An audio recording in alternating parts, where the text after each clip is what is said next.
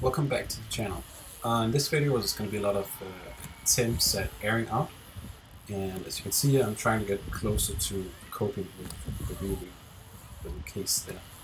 I moved on to some double peg grinds, this larger quarter here, which were super nice. And then fail here, and a little fly out to double tires. I practiced on a slightly smaller quarter the next day. It's the same concept, but as you see, I have to lean the bike a bit more. And actually, it's harder on the small one, so there was a little crash there. It's the same, just a different angle. I'm using this little bump or jump here as a gap, so that I have to actually do a grind and not just a stall. And here I'm warming up on this jump, just trying to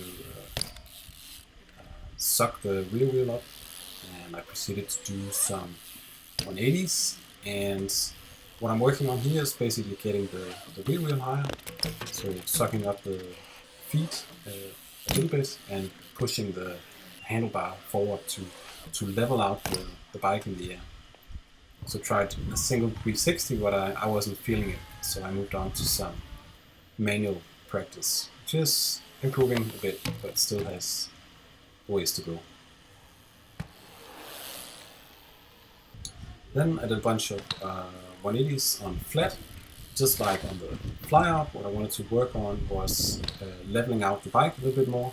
So it's okay to land rear wheel first. I see a lot of really good BMX riders doing that, but before the bike was really sort of vertical and not leveled out at all.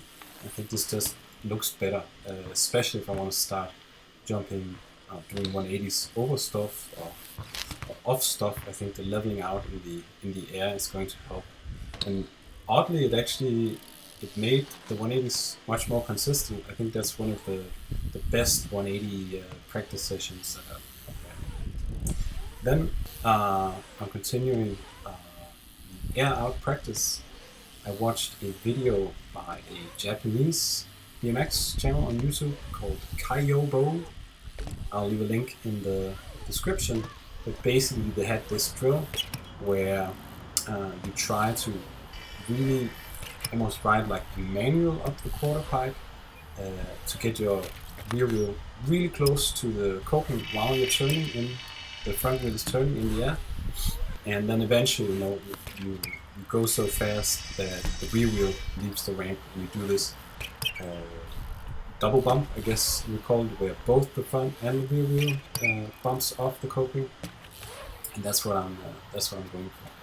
Meanwhile, these are little attempts at tire taps, and here I'm attempting a very small little line, which is basically a double peg stall, and then a 180 disaster, and then a rock to fakie. So I almost get it here, but yeah, I had to put a foot down. So in this one, I'm cleaning up double pegs, 180 disaster, rock to fakie, 5 fakie. There we go. And we're back to the drill I talked about before, and you can see the rear wheel is getting pretty close to the coping. I think I bumped it there, which is why I freaked out and put a foot down. And I think I'm getting it. It makes sense that instead of using a little hop and sucking up the legs, it's all about pumping the transition all the way, having your legs extended at the top. So I wanted to try anyway, just with a small little hop, sort of combining the technique I was using before and this new one. I think they're starting to get better. The next thing I work on in this video is sort of cleaning up the landing, so trying to like push the nose down into the transition instead of landing sort of sideways. I think that's gonna come up in this one. The next one.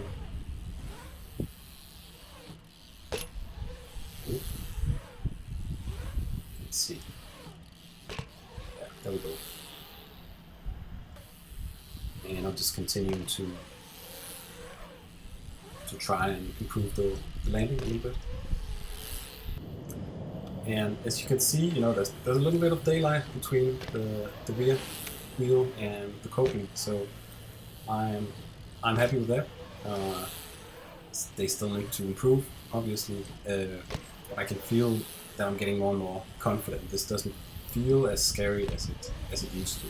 I'm getting higher on the ramp, so good progress. That's all I got. Thanks for watching.